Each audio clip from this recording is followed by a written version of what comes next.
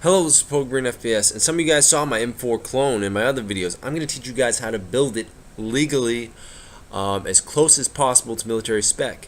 Now, some of you guys are going to say, how do you use the 14.5-inch barrel in your build? Because that's what I use, and I did not get the SBR tax stamp.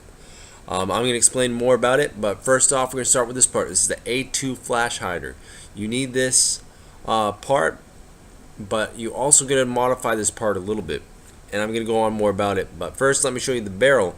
The barrel is a 14.5-inch 1/7 twist mil spec barrel, and with all these parts just make sure they're mil spec, so keep that in mind. But with this, how I get the barrel length out to 16 is there's a thing called a barrel nut, and it's really small, but it's just enough to push the flash hider out that little smidgen. But the thing is, it makes its legal length exactly 16 from the flash hider back to the barrel, all the way to the bolt carrier group, but you got to pin and you got to weld it.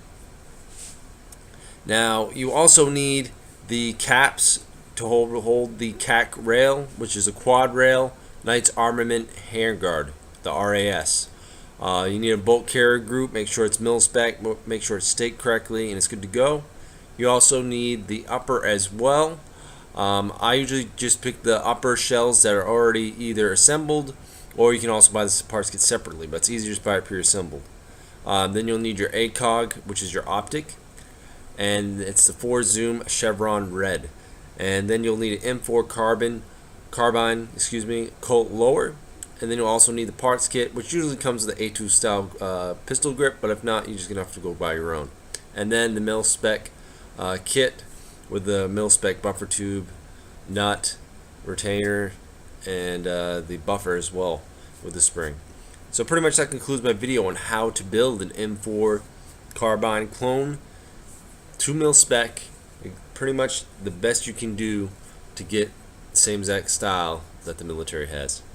And it's a good, reliable rifle. I've had no problems with mine.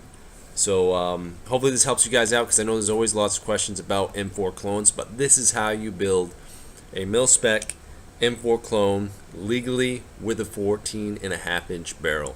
So thank you guys for watching. You guys have a nice day and stay safe.